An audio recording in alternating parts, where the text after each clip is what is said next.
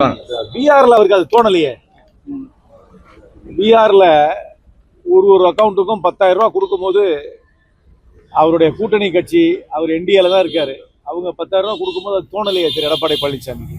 ஏன் இப்ப திடீர்னு தோணுது? இது ஏற்கனவே நடக்கின்ற திட்டம், அதை கண்டினியூ பண்றாங்க, அவ்வளவுதான். திமுக ஆட்சியில தான் காவிரி பிரச்சனை மற்ற உரிமையெல்லாம் விட்டு கொடுக்குறாங்க சார். எடப்பாடி பழனிசாமிக்கெல்லாம் எக்ஸ்பிளனேஷன் எல்லாம் கொடுக்க முடியாது. எந்த லாஜிக்ல பேசுறாருன்றது அவரை தான் நீங்க கேட்கணும். அவர் சொல்றதுக்கெல்லாம் நான் லாஜிக்கலா என்னால பதிலே சொல்ல முடியாது. 10 வருஷம் அவங்க ஆட்சி பண்ணாங்கல்ல, அதுல அவங்க என்னென்ன ஸ்டெப்ஸ் எடுத்திருக்காங்கன்னு அவங்க வெள்ளரிக்கை கொடுக்கட்டும். அதுக்கப்புறம் நானும் ஏதாவது ஃபேக்ட்ஸ் வச்சு பேசலாம். என்னால் அந்த அவருடைய கொடுக்குற ஸ்டேட்மெண்ட்டுக்கு என்னால் ஒரு காமெண்ட்ரி என்னால் கொடுக்க முடியாது. சார், ஒரு இஷ்யூ கிடையாது சார். தமிழ்நாட்டில் எல்லாரும் கோயிலுக்கு போகணும்னு விரும்புறவங்க கோயிலுக்கு போறாங்க, தீபம் ஏற்றணும்னு விரும்புறவங்க விரும்புற இடத்துல தீபம் ஏற்றுறாங்க. எந்த பிரச்சனையும் கிடையாது. காலங்காலமாக வழக்கமாக நடத்தப்படும் அத்தனை சம்பிரதாயங்களும் தமிழ்நாட்டில் பின்பற்றப்படுகின்றன. வட இந்தியாவில் இருக்கும் பாஜகவுக்கு தமிழ்நாடு புரியுறது கிடையாது. நம்மளுடைய கலாச்சாரம் புரியுதுல, நம்மளுடைய மத பழக்கம் புரியுறதில்ல. அவங்களுக்கு தைப்பூசம்னா என்னன்னு தெரியுமா? அவங்களுக்கு பழனிக்கு காவடி தூக்குறது என்னன்னு தெரியுமா?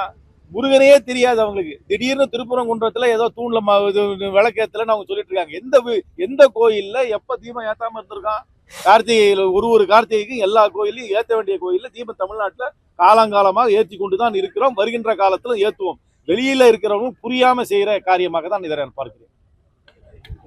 ஆதாரங்கள் கொடுத்து நேரு மீது நடவடிக்கை எடுக்க அவர் ஆதாரம் இருந்தா, அவர்களுக்கு சட்டத்துல இடம் இருந்தா அது அதுபடி அவங்க நடந்துக்கிட்டோம், அவ்வளவுதான். அமலாக்கத்துறை சட்டப்படி தான் நடக்கிறாங்கன்றது இது வரைக்கும் நான் சொன்னதே கிடையாது.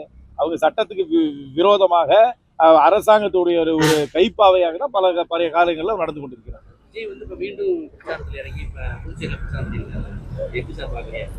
எல்லா அரசியல் கட்சிக்கும் இருக்கிற உரிமை செய்யறாரு. 10 அரசியல் கட்சியில நிறைய வெளியே வரும், அவர் அப்பப்போ வெளியே வர்றாரு, அவ்வளவுதான். அரூர் கூட்ட நெரிசல்ல உயிரிழந்தவர்களுக்கு உச்சநீதிமன்றம் பதில் போடுவாங்க. நீங்க என்கொயரி நடக்கு, சிபிஐ என்கொயரி பண்றாங்க. கேஸ் இருந்தா யார் பதில் போடுவோம், பதில் போடுவாங்க. திமுக அரசு புதிய வேலைவாய்ப்பு புதிய வேலைவாய்ப்பு நிறைய முதலீடு வந்திருக்கு தமிழ்நாட்டுக்கு, அதை யாராலையும் மறுக்க முடியாது. இந்த முதலீட்டின் மூலமாக வேலை வாய்ப்பும் உருவாக்கப்பட்டிருக்கும்.